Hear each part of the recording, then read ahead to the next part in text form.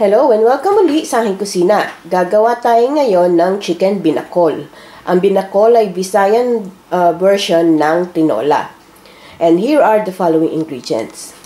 So, meron tayong chicken portions, kalabasa, coconut juice, any green leafy vegetables, gaya ng spinach. Pwede kayong gumamit ng dahon ng malunggay, kangkong, or dahon ng sili.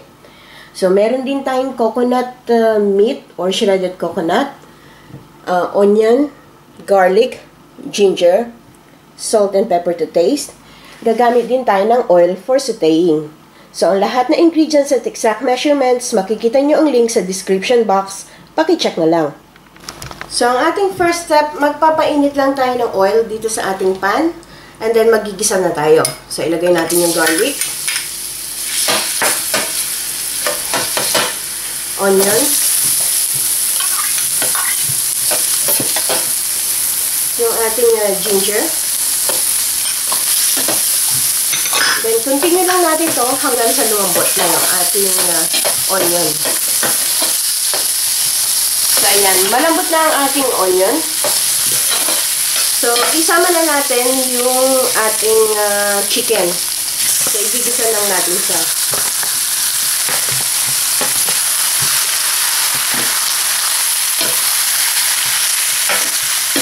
So, palamasin lang natin yung water o yung juice dito sa ating chicken at hanggang maging golden brown lang ang ating manok.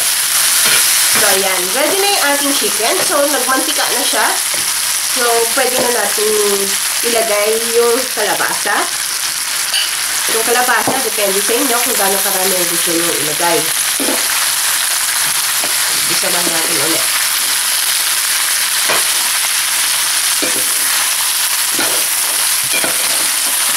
So, ayan. After natin mag-gisa yung kalabasa, pwede na natin i-add yung coconut meat. So, wala akong nakuha yung fresh coconut. So, ito, yung frozen na shredded coconut. So, nasa sa inyo dito kung gusto nyo medyo marami ang ilagay. Then, ilagay na rin natin yung coconut juice.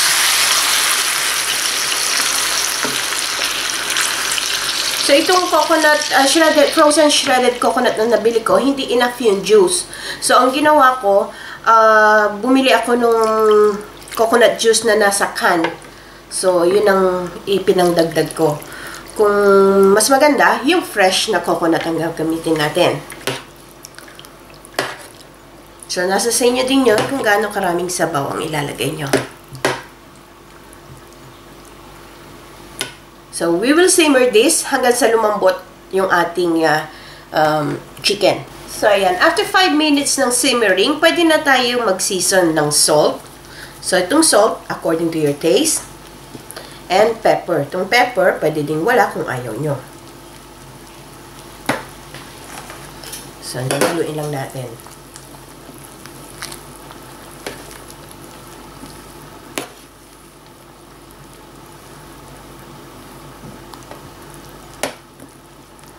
Okay, so tikman nyo na lang kung okay na sa inyo yung lasa. So, adjust nyo na lang according to your taste.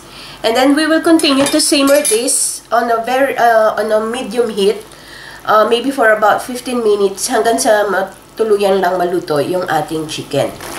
So, ayan, after 15 minutes ng simmering, malambot na yung ating chicken. So, luto na. So, i-add lang natin yung ating vegetable. Ang ginamit ko nga is spinach kasi ito lang ang available dito. And then, pwede na natin itong i-switch off. Tama-tama na yung init ng sabaw. Maluluto na itong ating green leafy vegetable.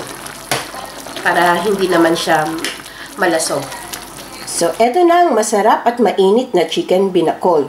So, ang pagkakaiba lang nito sa ating traditional na tinola, ang sabaw niya medyo manamis-namis dahil nga dun sa ating buko juice na ginamit.